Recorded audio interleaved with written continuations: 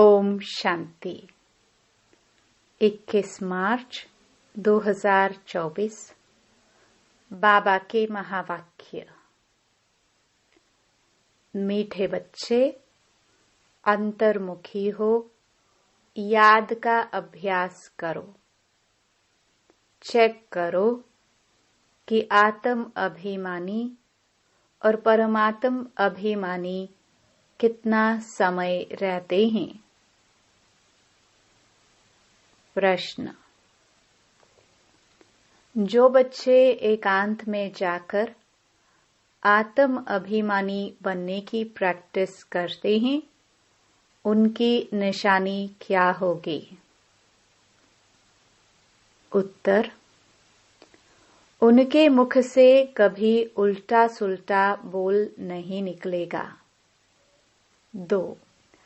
भाई भाई का आपस में बहुत लव होगा। सदा क्षीरखंड होकर रहेंगे। 3.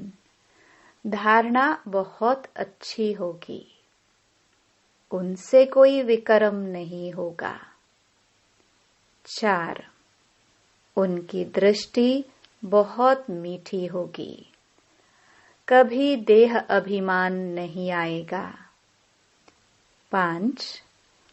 कोई को भी दुख नहीं देंगे। ओम शांति। रूहानी बच्चों प्रति सिर्फ रूह कहेंगे तो फिर जीव निकल जाता है। इसलिए रूहानी बच्चों प्रति रूहानी बाप समझाते हैं, अपने को आत्मा समझना है। हम आत्माओं को बाप से यह नॉलेज मिलती है। बच्चों को देही अभिमानी हो रहना है। बाप आए ही हैं बच्चों को ले जाने लिए। भल सत्युग में तुम आत्म अभिमानी बनते हो, परंतु परमात्म अभिमानी नहीं। यहाँ तुम आत्म अभिमानी भी बनते हो तो परमात्म अभिमानी भी, अर्थात हम बाप की संतान हैं। यहाँ और वहाँ में बहुत फर्क है। यहाँ है पढ़ाई, वहाँ पढ़ने की बात नहीं। यहाँ हर एक अपने को आत्मा समझता है और बाबा हमको पढ़ाते हैं। इस निश्चय में रहकर सुनेंगे तो धारणा बहुत अच्छी होगी। आत्म अभिमानी बनते जाएंगे। इस अवस्था में टिकने की मंजिल बहुत बड़ी है। सुनने में बहुत सहज लगता है। बच्चों को यही अनुभव सुनाना है कि हम कैसे अपने को आत्मा और दूसरे को भी आत्मा समझ बात करते हैं। बाप कहते हैं, मैं भल इस शरीर में हूँ, परंतु मेरी यह असल की प्रैक्टिस है। मैं बच्चों को आत्मा ही समझता हूँ, आत्मा को पढ़ाता हूँ। भक्ति मार्ग में भी आत्मा पाठ बजाती आई है। पाठ बजाते बजाते पतित बनी है। अब फिर आत्मा को पवित्र बनना है। सो जब तक बाप को परमात्मा समझकर याद नहीं करेंगे तो पवित्र कैसे बनेंगे? इस पर बच्चों को बहुत अंतर्मुखी हो याद का अभ्यास करना है। नॉलेज सहज है, बाकी यह निश्चय पक्का रहे कि हम आत्मा पढ़ते हैं, बाबा हमको पढ़ाते हैं, तो धारणा भी होगी और कोई विकर्म नहीं होगा। ऐसे नहीं, इस समय हमसे कोई विकर्म नहीं होता है। विकर्माजीत तो अंत में बनेंगे। भाई भाई की दृष्टि बहुत मीठी रहती है। इसमें कभी देह अभिमान नहीं आएगा। बच्चे समझते हैं बाप की नॉलेज बड़ी डीप है। अगर ऊंच ते ऊंच बनना है तो यह प्रैक्टिस अच्छी रीति करनी पड़े, इस पर गौर करना पड़े। अंतर्मुखी होने के लिए एकांत भी चाहिए। यहाँ जैसा एकांत घर में धंधे धोरी में तो मिल ना सके, यहाँ तुम यह प्रैक्टिस बहुत अच्छी कर सकते हो। आत्मा को ही देखना पड़े, अपने को भी आत्मा समझना है। यह प्रैक्टिस यहाँ करने से आदत पड़ जाएगी। फिर अपना चार्ट भी रखना चाहिए, कहाँ तक आत्म अभिमानी बने हैं। आत्मा को ही हम सुनाते हैं, उनसे ही बातचीत करते हैं। यह प्रैक्टिस बहुत अच्छी चाहिए। बच्चे समझते होंगे यह बात तो ठीक है, देह अभिमान निकल जाए और हम आत्म अभिमानी बन जाए। धारणा करते और कराते जाए। कोशिश कर अपने को आत्मा समझ बाप को याद करना। यह चार्ट बड़ा डीप है। बड़े बड़े महारथी भी समझते होंगे। बाबा जो दिन प्रतिदिन सब्जेक्ट देते हैं विचार सागर मंथन करने के लिए, यह तो बहुत बड़ी पॉइंट्स हैं। फिर कभी भी मुख से कोई उल्टा सुल्टा अक्षर नहीं निकलेगा। भाइयों भाइयों का आपस में बहुत लव हो जाएगा।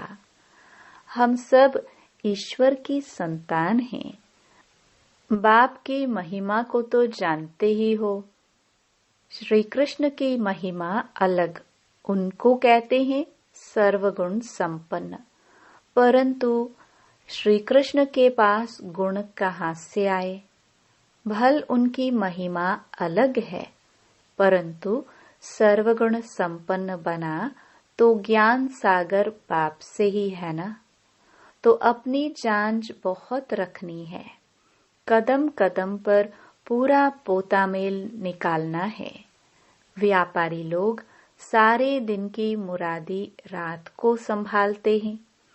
तुम्हारा भी व्यापार है ना।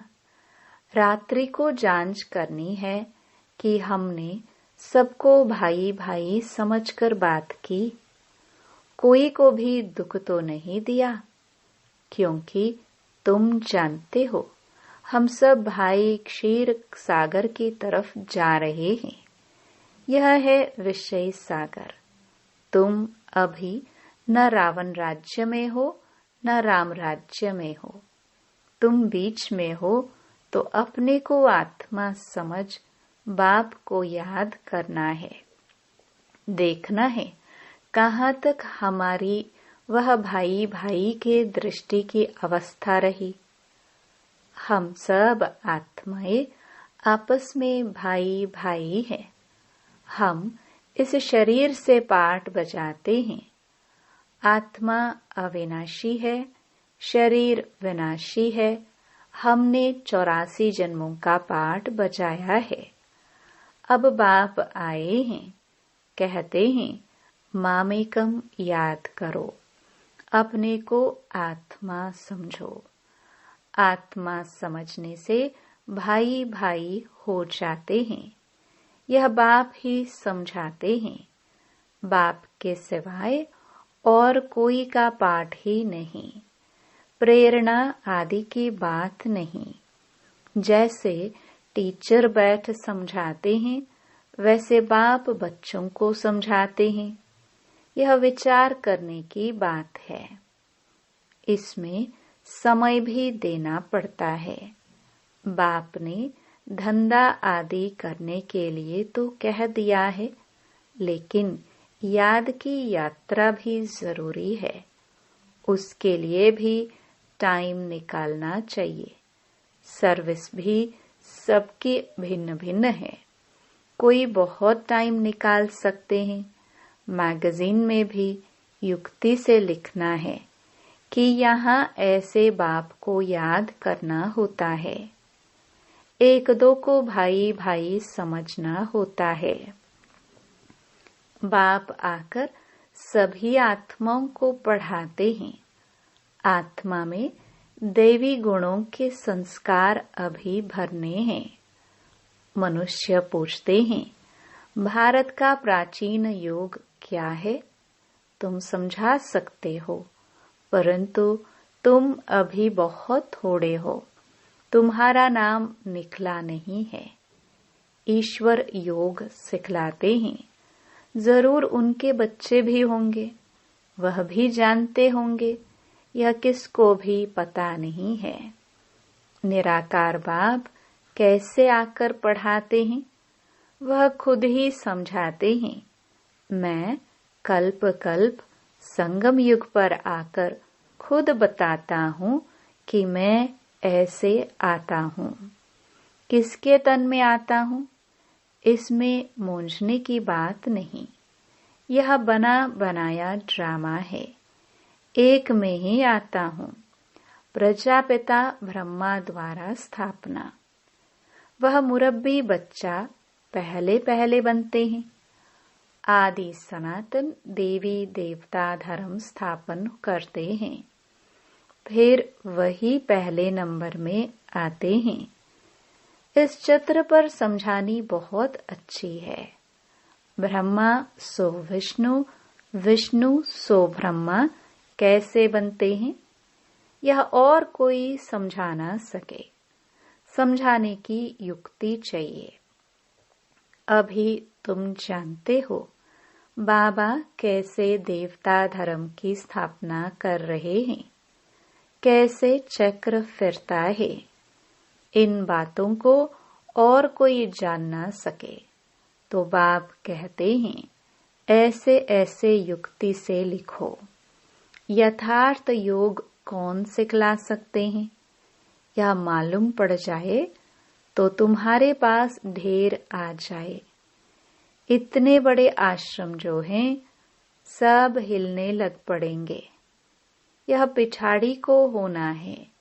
फिर वंडर खाएंगे कि इतनी सब संस्थाएं भक्ति मार्ग की हैं, ज्ञान मार्ग की एक भी नहीं। तब ही तुम्हारी विजय होगी।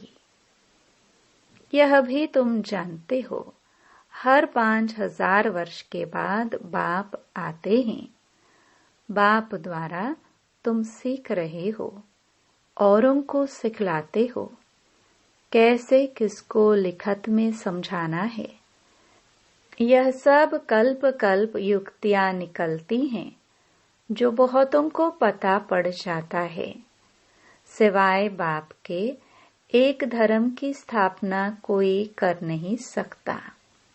तुम जानते हो, उस तरफ है रावण, इस तरफ है राम। रावण पर तुम जीत पाते हो।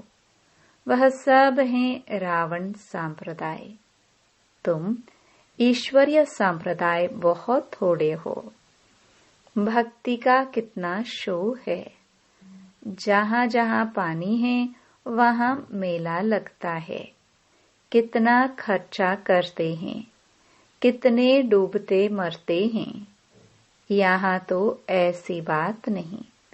फिर भी बाप कहते हैं, आश्चर्यवत मेरे को पहचानंती, सुनंती, सुनावंती, पवित्र रहवंती, फिर भी अहो माया तेरे द्वारा हार खावंती। कल्प कल्प ऐसे होता है। हार खावंती भी होते हैं। माया के साथ युद्ध है। माया का भी प्रभाव है। भक्ति को तो हिलना ही है। आधा कल्प तुम प्रारब्ध भोगते हो, फिर रावण राज्य से भक्ति शुरू होती है। उनकी निशानियां भी कायम है। विकार में जाते हैं, फिर देवता तो रहे नहीं। कैसे विकारी बनते हैं, यह दुनिया में कोई जानते नहीं। शास्त्रों में लिख दिया है, वाम मार्ग में गए।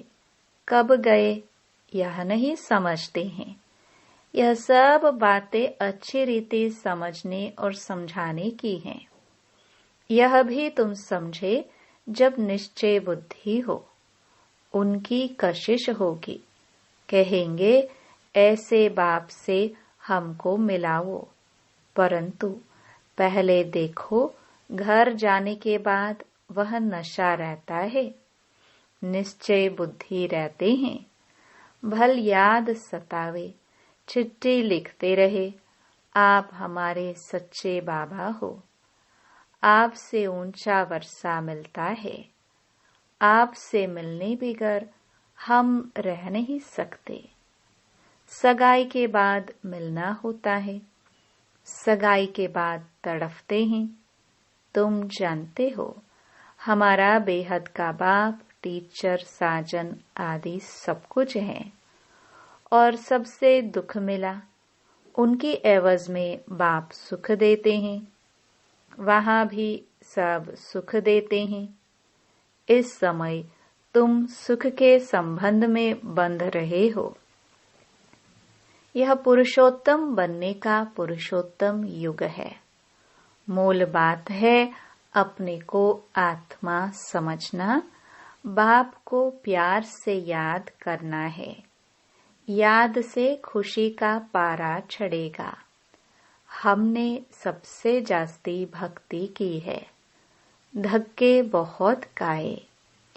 अब बाप आया है वापस ले जाने, तो जरूर पवित्र बनना है, दैवी गुण धारण करने हैं, पोता मेल रखना है।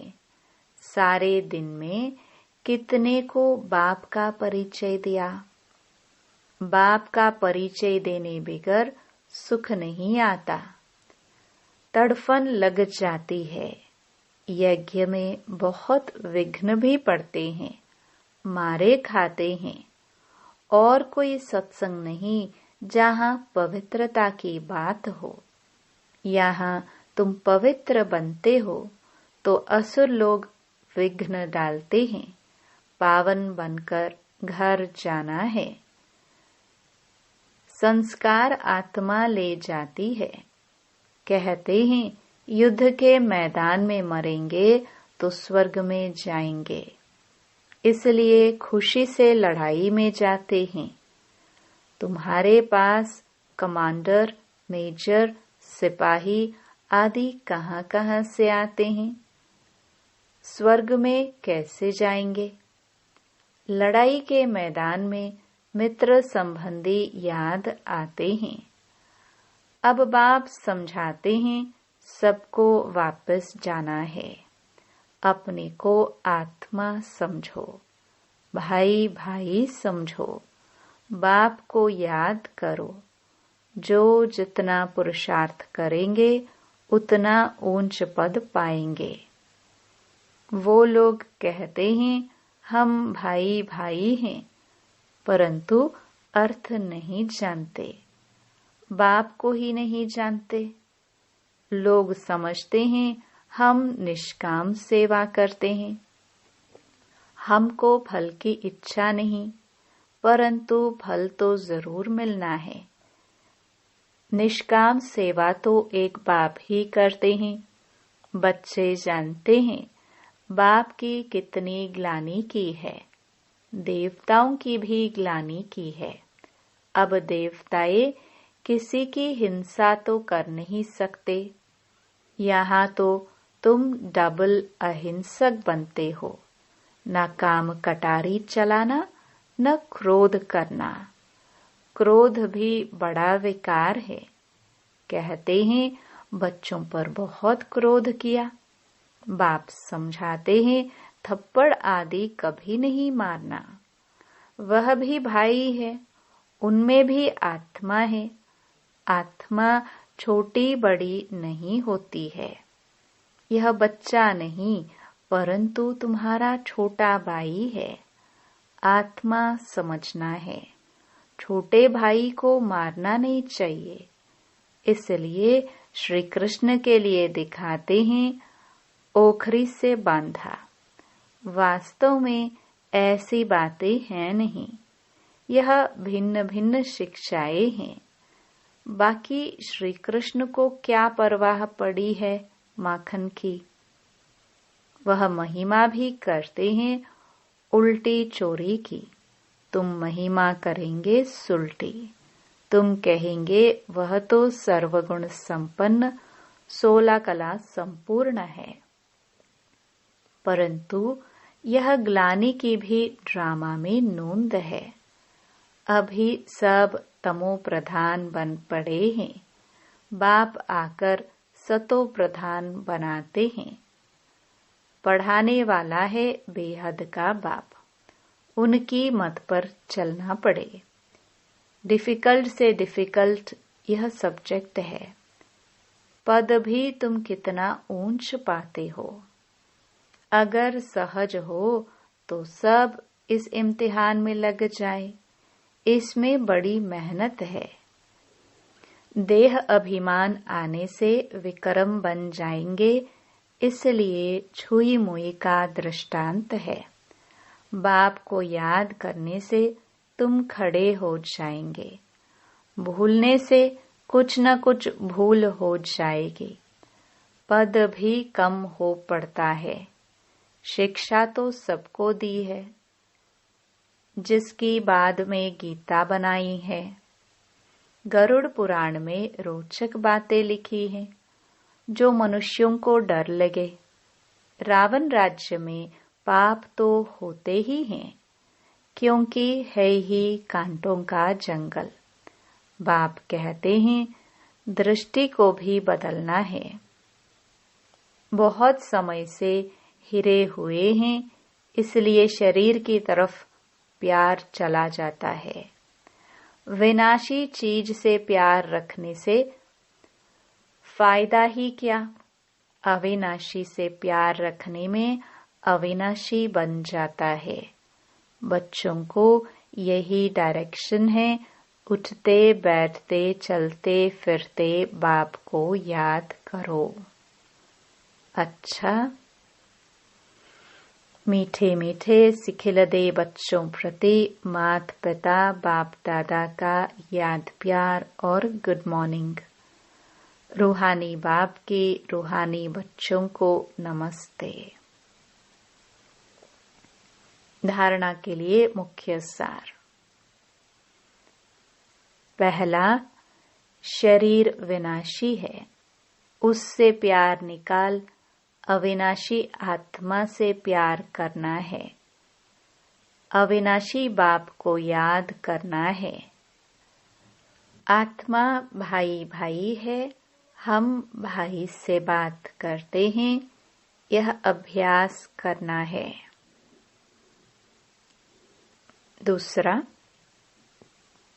विचार सागर मंथन कर अपनी ऐसी अवस्था बनानी है जो मुख से कभी कोई उल्टा सुल्टा बोल न निकले।